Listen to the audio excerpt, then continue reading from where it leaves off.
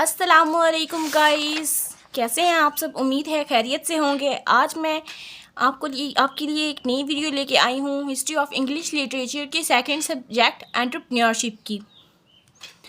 और उम्मीद है ये वीडियो आपके लिए हेल्पफुल रहेगी पहले की तरह।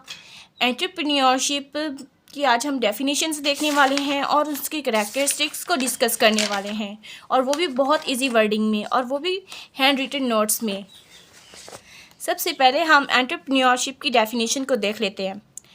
Entrepreneurship is the process of defining, designing, launching and running a new business. Entrepreneurship एक ऐसा प्रोसेस है जिसमें हम एक नए बिज़नेस को डिज़ाइन करते हैं, लॉन्च करते हैं या फिर रनिंग करते हैं उनके। और जब हम किसी भी कारोबार के बारे में सोचते हैं कि हमने ये बिज़नेस स्टार्ट करना है, और इसकी प्रोग्रेस के लिए हमें बहुत सारी फेजेस से गुजरना पड़ता है। फ़र्स्ट ऑफ़ ऑल हम इनके प्रोसेसेस को एक्सप्लेन करेंगे। इसके प्रोसेस में पहले क्या आता है, डिज़ाइनिंग करना आता है कि उस जॉब को हमने डिज़ाइन किस तरीके से करना है। नेक्स्ट आता है लॉन्च करना, और नेक्स्ट हमने इनको लॉन्च कैसे करना है, और फिर बिज़नेस को चलाना कैसे है। Actually entrepreneurship is derived from French word entrepreneur. Entrepreneurship एक फ्रेंच वर्ड एंटरप्रेन्योर से डिराइव हुआ है। और डिफाइन एंटरप्रेन्योर, पहले तो हमने डिफ़ाइन किया है एंटरप्रेन्योरशिप क्या होता है। एंटरप्रेन्योरशिप ये होता है कि एक बिज़नेस को रन करना या लॉन्च करना, और उसके बारे में देखना कि जॉब्स के प्रोसेसेस क्या हैं। और नेक्स्ट हम डिस्कस ये करते हैं कि एंटरप्रेन्योर क्या होता है। एंटरप्रेन्योर एक इंडिविजुअल होता है जो कि एक नए बिज़नेस को रन कर रहा है, या फिर उसके हवाले से जो रिस्क या फिर रिवॉर्ड्स उसे मिल रहे हैं उनको चैलेंजेस कर रहा है। एंटरप्रेन्योर एक इंडिविजुअल है who creates new business bearing most of the risk and enjoying most of the reward. Some time individual जब स्टार्ट करता है नया बिजनेस, तो तब उसे बहुत सारे फेजेस से गुजरना पड़ता है। सम टाइम उसे रिवार्ड्स भी मुहैया होते हैं, सम टाइम उसे रिस्क टेक करना पड़ता है। रिस्क टेक किस तरीके से करना पड़ता है, जिस तरीके से उसने इन्वेस्टमेंट की होती है, जो टाइम उसने इस बिज़नेस को चलाने के लिए इन्वेस्ट किया है, वो सम टाइम लॉस हो जाता है या फिर बेनिफिट नहीं होता उस मुताबिक, तो इंसान को रिस्क लेना पड़ता है। इस बारे में वो रिस्क लेता है। अगर वो टाइम और जो उसने मेहनत लगाई है ऊपर, अगर वो ज़ाया हो जाती है, तो ये हम इसे रिस्क ही बोलेंगे। और सम टाइम अगर वो सक्सेसफुल हो जाता है, जो बिज़नेस उसने लॉन्च किया होता है, तो इसके मुताबिक इसे रिवार्ड मिलेंगे। इसे हम एंटरप्रेन्योर कहते हैं। एंटरप्रेन्योर सम टाइम हम इंडिविजुअल इसे कहते हैं। समझ आई। नेक्स्ट हम स्टार्ट करेंगे इनकी करैक्टरिस्टिक्स। अब हम देखेंगे इसकी करैक्टरिस्टिक्स में सबसे पहला पॉइंट कौन सा आ रहा है, इनोवेशन। इनोवेशन बहुत मेन पॉइंट है इसका, और मस्ट मेन पॉइंट है। हम इसे पेपर्स में कोई कहीं भी जगह पे छोड़ेंगे नहीं इस पॉइंट्स को। करैक्टरिस्टिक्स अगर आ जाते हैं पेपर में, करैक्टरिस्टिक्स पे नोट लिखें या फिर प्रोसेसेस पे नोट लिखें, सबसे पहले जो पॉइंट ऐड होता है वो इनोवेशन होता है। इनोवेशन मतलब कोई नई चीज़ ईजाद करना। Entrepreneur often seek to create new product. अगर कोई इंसान बिजनेस या फिर मार्केट में एक नई दुकान खोलता है और उसमें वो कोई नई चीज़ लेके बैठता है और उसे सेल करता है, तो वो एक नई चीज़ या फिर नया प्रोडक्ट ही हुआ। कोई नई चीज़ लॉन्च करना, हम उसे इनोवेशन कहते हैं। और रिस्क इनोवेशन नेक्स्ट पॉइंट है, ख़तरा मोल लेने वाला। रिस्क टेकर का क्या मतलब है, ख़तरा मोल लेने वाला। वो इंसान जो बिज़नेस स्टार्ट करता है, अब उसके लिए ज़रूरी नहीं है कि जब वो स्टार्ट करता है तो फ़ौरन से उसे सक्सेस मिल जाए। उसे सम टाइम रिस्क लेना पड़ता है, सम टाइम रिवॉर्ड भी मिलता है, लेकिन रिस्क टेकर इसमें ज़्यादा होते हैं। 50% चांसेस होते हैं कि उसे रिवॉर्ड भी मिल सकता है, या फिर तो उसे लॉस भी हो सकता है, उसमें बेनिफिट नहीं भी हो सकता। अब इसके नेक्स्ट में देखेंगे थर्ड पॉइंट में विजन, जिसका मतलब है तसव्वुर। जो बिज़नेस चलाने वाला है, जो एंटरप्रेन्योर है, उसका विजन क्या होगा। Successful entrepreneurs have a clear vision what they want to achieve and can articulate that vision to others. जो एक सक्सेसफुल इंडिविजुअल होगा, वो देखेगा कि उसके बिज़नेस को एक मुकम्मल तसव्वुर से देखेगा, एक मुकम्मल व्यू से देखेगा कि वो कैसे चल रहा है, या फिर उसको किस तरीके से चलाना चाहिए और किस व्यू ऑफ पॉइंट्स के मुताबिक। और नेक्स्ट हम इसका पॉइंट देखते हैं अडेप्टिबिलिटी का। अडेप्टिबिलिटी भी इसका मेन पॉइंट है। जैसे हालात से समझौता करना या फिर किसी चीज़ की होने की सलाहियत की बात कर रहे हैं इसमें। जब इंसान नया बिज़नेस स्टार्ट करता है एक इंडिविजुअल, तो वहाँ पे कुछ इन्वायरमेंट्स बैड भी होते हैं, गुड भी होते हैं। लेकिन अगर बैड है इन्वायरमेंट तो फिर उसे चैलेंज करना पड़ेगा उस चीज़ को। ये बात नहीं है कि अगर वो उसमें शोबे में गया है, काम कर रहा है या फिर उसने न्यू बिज़नेस स्टार्ट किया है, वहाँ का इन्वायरमेंट सही नहीं है, उसको ठीक करने में टाइम लगेगा या फिर वो उसे ठीक करेगा। ये बात नहीं है कि वो बिज़नेस ही छोड़ के भाग जाएगा। नेक्स्ट हम इसका देखते हैं पेशेंस।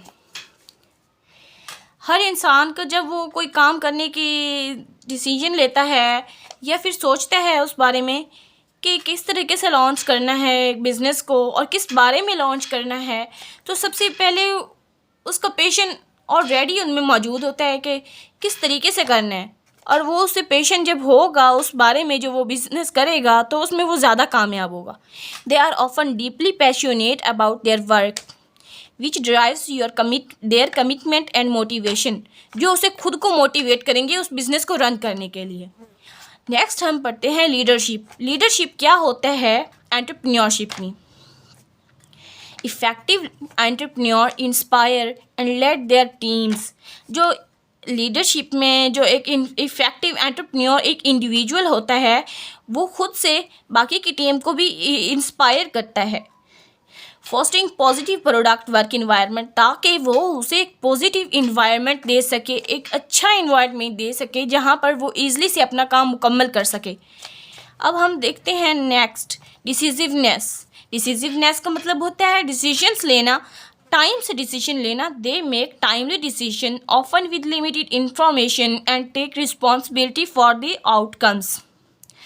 अब इसमें ये बात कर रहे हैं जो कि इंडिविजुअल है, एक एंटरप्रेन्योर है, वो डिसीजन लेता है एक लिमिटेड इन्फॉर्मेशंस के साथ।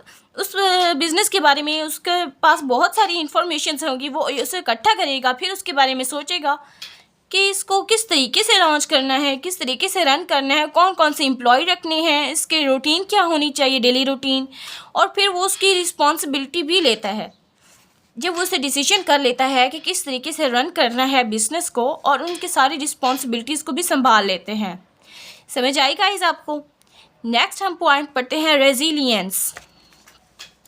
अब रेजिलियंस के बारे में हम देखते हैं कि रेजिलियंस है क्या। Entrepreneur face challenges and problems and lift into programmes and become successful. अब रेजिलियंस का मतलब है कि फेस करने की हिम्मत, किसी भी प्रॉब्लम्स को फेस करने की हिम्मत जो इंडिविजुअल में होती है। जैसे कि एक बिज़नेस है, वो रनिंग पे चल रहा है, किस तरीके से चल रहा है, किस बेनिफिट्स के व्यूज़ पे चल रहा है, या फिर उसे लॉस हो रहा है। तो अगर उसे लॉस हो रहा है तो वो वाली प्रॉब्लम्स को इसको चैलेंज करना पड़ेगा, और उस चैलेंजेस को इसने जो चैलेंजेस को देखने की, बर्दाश्त करने की हिम्मत होगी, हम उसे रेजिलियंस कहते हैं। और फिर उसे मोर सक्सेसफुल बनाने की सलाहियत रखता है वो आदमी।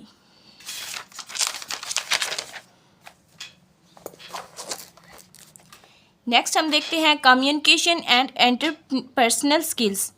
कम्युनिकेशन में और इंटरपर्सनल जो इंसान की खुद की सलाहियतें हैं कम्युनिकेशन करने की दूसरे आदमी से, जैसे बिज़नेस रन कर रहा है, अगर कोई उसमें 2 एम्प्लॉई हैं, वो आपस में कम्युनिकेशन करते हैं, उसके ज़रूरी है कि उनके अंदर दरमियान में स्किल होना चाहिए, ताकि उनकी आपस में भी बनी रहे और वो काम को भी सही तरीके से संभाल सकें। जो उसने नया बिज़नेस रनिंग के लिए उन्होंने अप्लाई किया होता है, वहाँ पे वो काम करते हैं और वहाँ पे टिके रहने की सलाहियत रखते हैं, यानी कि उसको कामयाब बनाने की कोशिश करती हैं। वो इसमें सबसे ज़्यादा एम्प्लॉयज़ का ही काम होता है।